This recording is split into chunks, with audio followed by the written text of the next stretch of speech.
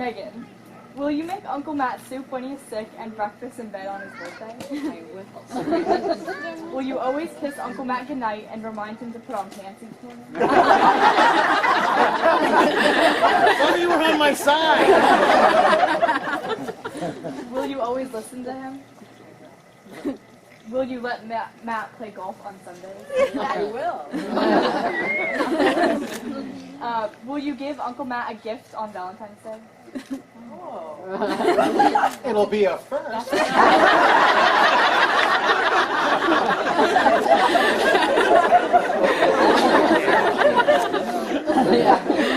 Deal breaker. Will you remind him how handsome he looks, but don't lie?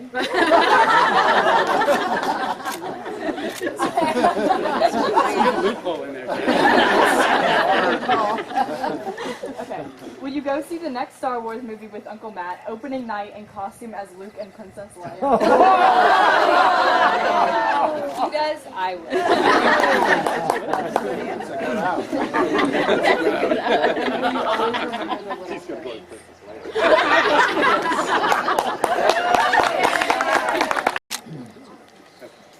Before we hear your words, I just want you to look at the rings you're holding. These are the ones you'll be wearing.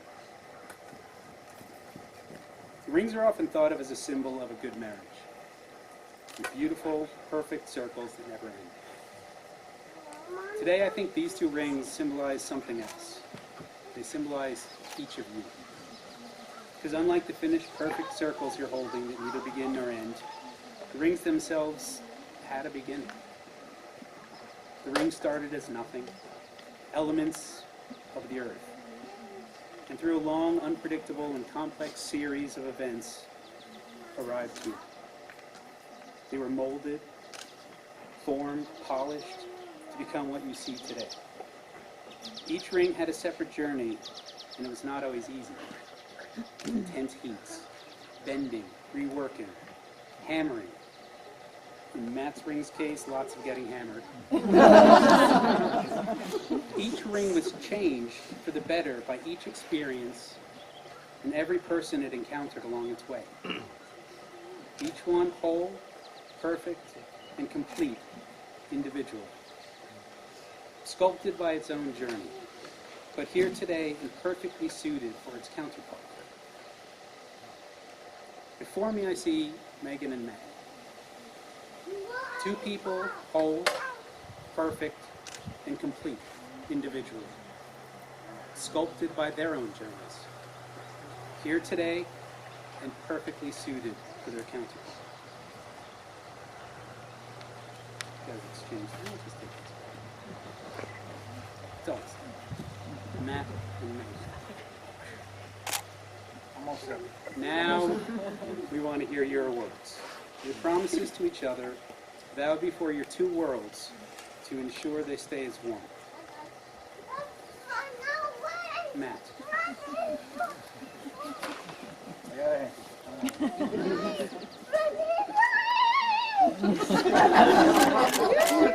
Awesome.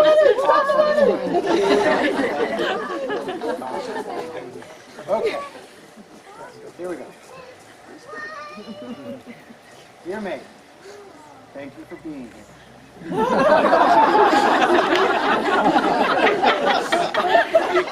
Your words? There is a theory that we each receive one miracle in our lifetime. I have always said that my family is my one miracle. I was born into something beautiful. I have been grateful for it my entire life. Shit. And then came you, my second miracle. It's possible a mistake was made. It's unlikely they had bonus miracles to give, so before anybody notices, we need to make this official. If anybody does anything, it will look like only one miracle and we'll be good. To be clear, I'm getting away with something and I'm away. Thank you for accepting me. Thank you for inviting me into your life, your heart, and your faith. Thank you for understanding. Thank you for understanding Armageddon, my local sports club, Super Selfish Sundays, and dark chocolate. I vow to continue in our way, maintaining what we already know works. I vow to marvel daily at the records we set and to wake each morning grateful for another record to come.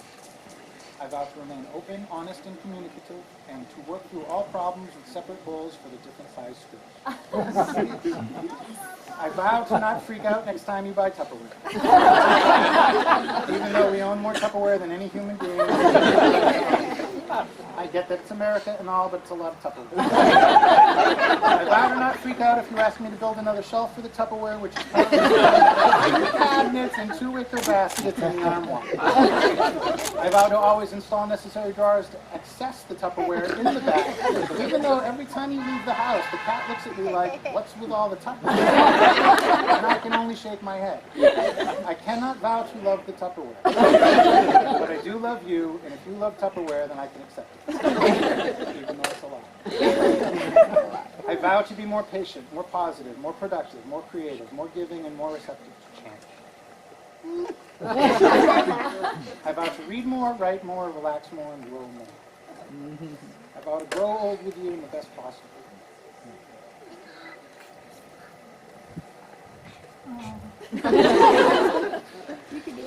I vow to make better choices. Tomorrow. Today there are pies and scotch, and I can't promise anything when there are pies and scotch. Today is easy, today is good. All the days that have led to today have been good.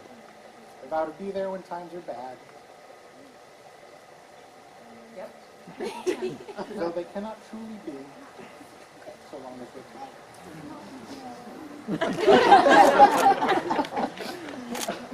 I vow to always consider you before all others. When I got my phone. I love you. You love me. We're a happy family. Great big hug and kiss from me to you. Won't you say you love me too? Win, time, win. Let's do this thing.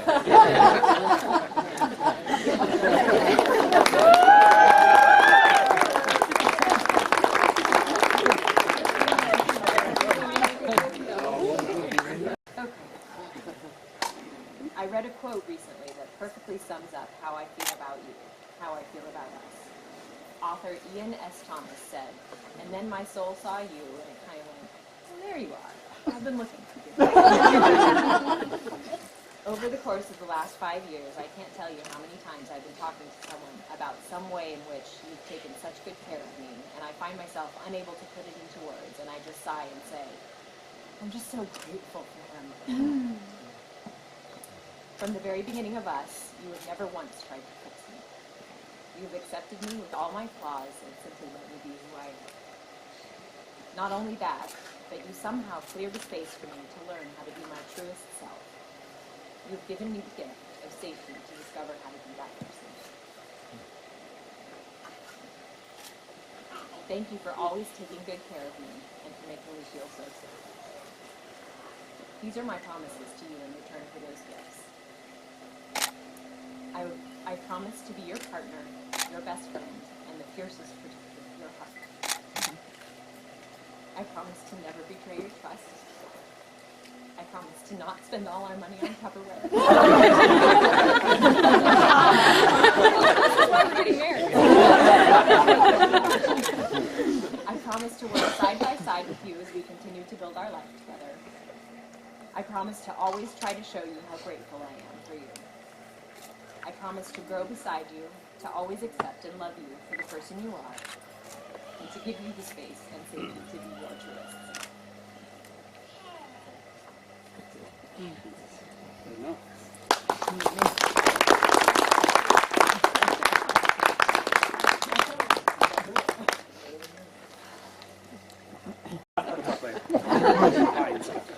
With those vows said, with the love you two have already shown each other in all your time together, and with the promise to let that love grow even greater at every possible instant along the way you find, I would ask you, Matt, place this ring on Megan's finger.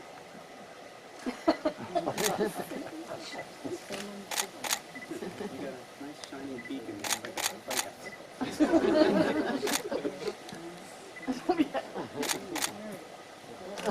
He did it.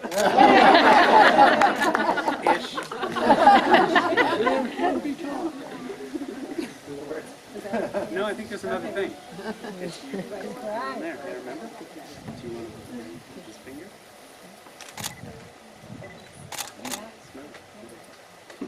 You guys are done discussing. I'm elated to announce that before the loving witness of your two worlds, now combined, and by the power vested in me by the internets, I pronounce you husband and wife.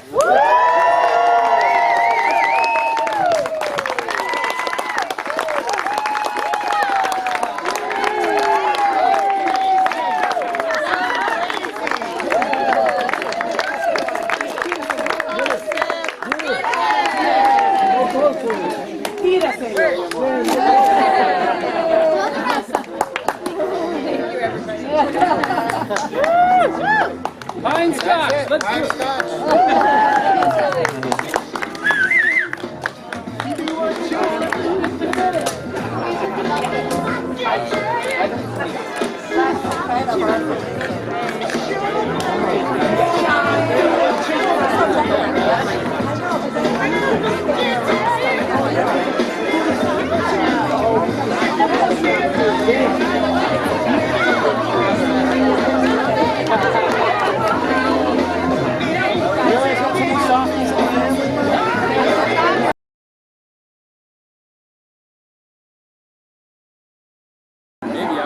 I know, I saw that. Yeah, that's great.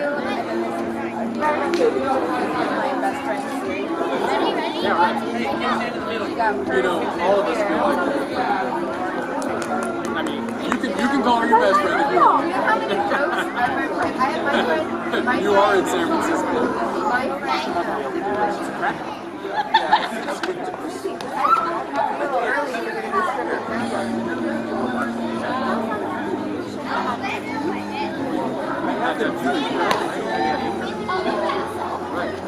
Sorry. That's